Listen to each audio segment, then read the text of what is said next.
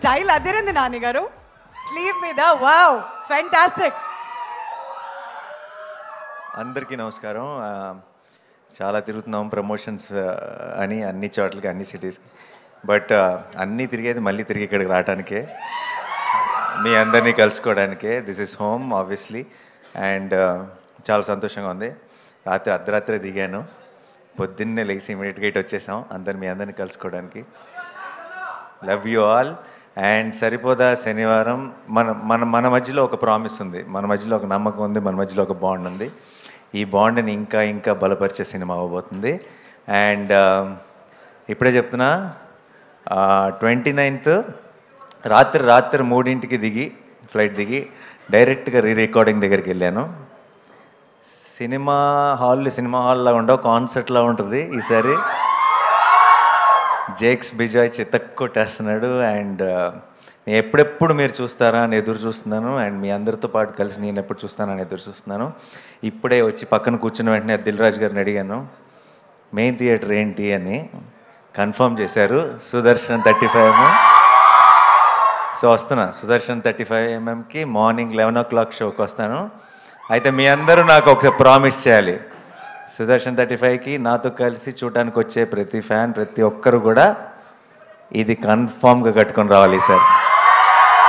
Okay? So కలుద్దాం, కలిసి enjoy చేద్దాం, కలిసి సెలబ్రేట్ చేసుకుందాం 29th రోజు. అండ్ వివేక్ ఆ రోజే వస్తాడు. ఆ రోజు దాకా ఇంకెక్కడ కనపడ్డు, ఆ పోస్ట్ ప్రొడక్షన్ పనుల్లో పూర్తిగా మునిగిపోయి ఉన్నాడు. అండ్ దానయ్య గారు ఆఫ్టర్ RRR అంత పెద్ద సక్సెస్ చూసిన తర్వాత మీకు తొందరగా ఇంకేది ఆనదు, కానీ ఇది ఆనుతుందన్న నమ్మకం ఉంది నాకు. And thanks Kalyan, you always been there from the beginning. And Danayya garu future ప్రామిసింగ్గా కనపడుతుంది.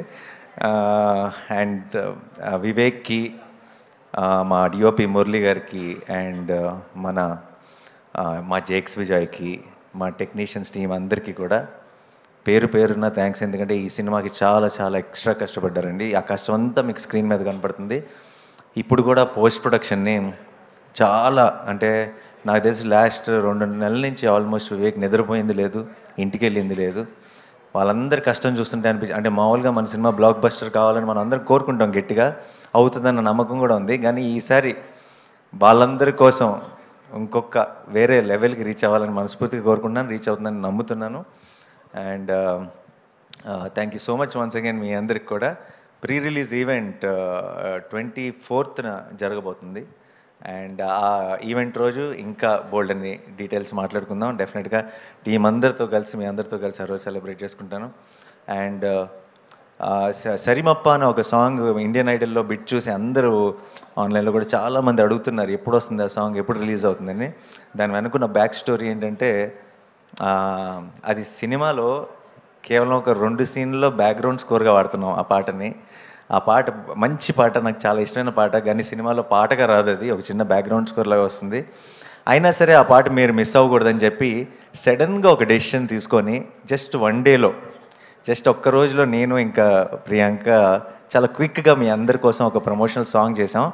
అది ఇంకొక 2 రోజుల్లో, అంటే మోస్ట్లీ ప్రీ రిలీజ్ ఈవెంట్ రోజు రిలీజ్ చేస్తాం. అండ్ అది కూడా మీకు అందరికీ చాలా నచ్చుతుందన్న నమ్మకం ఉంది. And thank you so much once again. మనం లవ్ యూ 29th